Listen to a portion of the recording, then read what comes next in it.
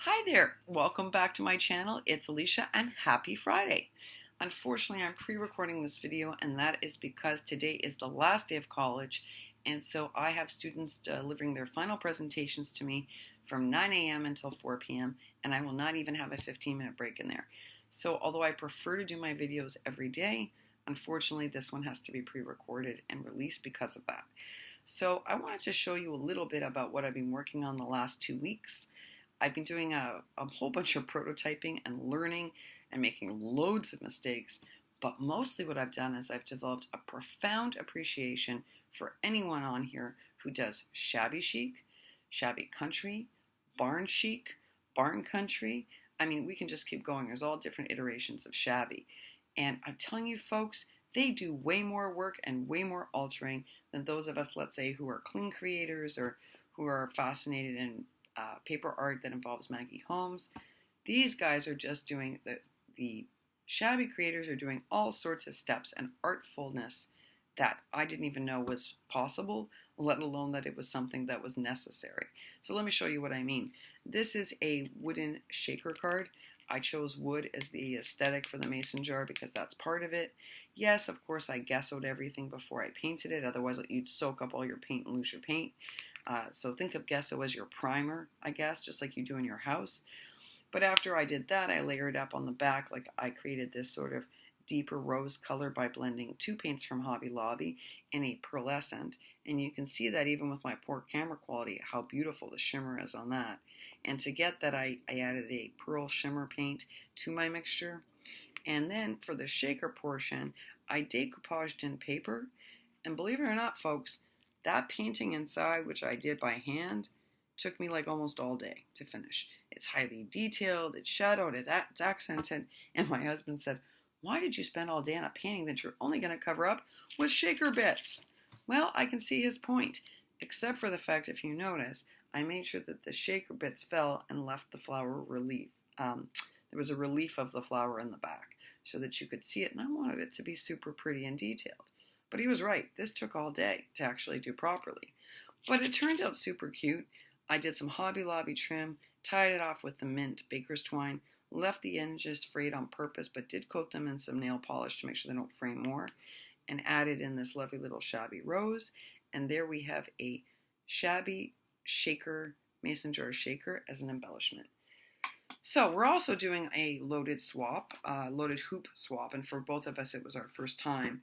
So I did a bunch of prototyping before I actually built the one, which I am not going to show. So I did one here that I did some distressing on, and then I did this one, which is really the process I ended up deciding upon. And for this, I couldn't get a pink that I actually really liked. I couldn't buy one, so what I did was I created my own. I blended my own, and it's three pinks put together and some white. It's a deeper rose blended with a pearlescent pink, blended with a pearlescent white. And what it does is it's got this really lovely soft pink with just a tiny bit of shimmer to it all the way around. Super lovely. I did distress one or two to see if I liked it more. And actually for the hoop, with the paper that I have going on and the decor and everything else, I didn't like this one distressed so much, so I left it not distressed. Whereas this beauty, which I also blended the paint for, this time, as you can see, it's a lot less luminescent. It's mostly a soft pink with a touch of luminescence, and this I actually did end up distressing. I just started doing it here, but the final one is actually now distressed. So folks, yeah, you've got a gesso so that you do a primer. Always think of gesso as your primer, because otherwise your paint soaks in and you waste a whole bunch of paint, plus you don't get the coverage like you do here. And then I mixed up my own paint concoctions, then I painted it, and then I have to distress it, and then I decorate it. So this is quite a labor of love, folks. If you remember, I hauled those wonderful flowers, burlap flowers, at Hobby Lobby. These ones were $1.24, and so what I started doing, as you can see, is the first step was I gessoed and primed them. And then I started adding color, different colors to each one. And then the third process is I started deepening that color by adding darker tones around the edges.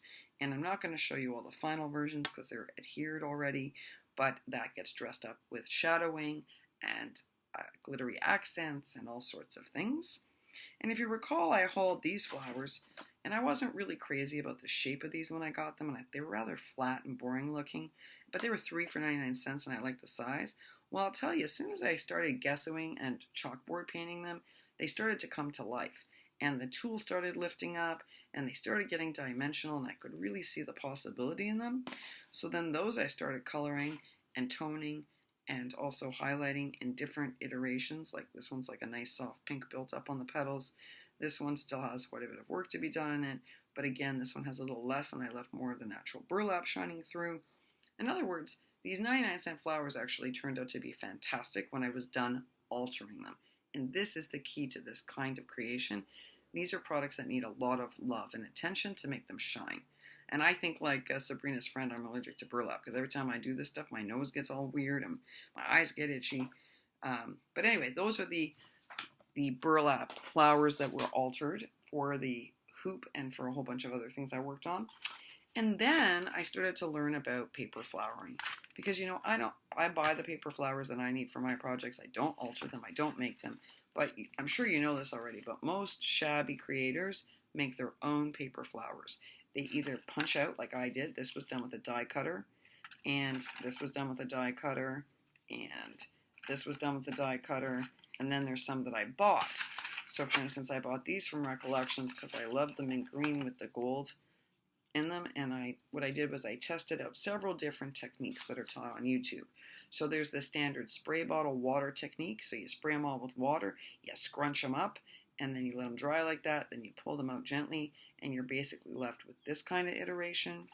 I tried them out with slightly better quality paper like this, and then I tried it out with less good quality paper, real thin paper from Hobby Lobby's 33-cent rack. These actually, when they were dressed up and adorned, actually look a heck of a lot better than I thought they would. I anticipated these to look much better, and actually I really like the way these turned out even more. I do like the folding technique for this flower more than the wet. And then this die, I just didn't like the way this turned out at all. This is a large floral die. Yes, you can layer all sorts of fun things on it to make it look, but I just didn't like the way this technique worked for this at all. So this is the pleasure in prototyping, is that you can eliminate projects that don't work or you don't like the aesthetic of, but it requires loads of testing.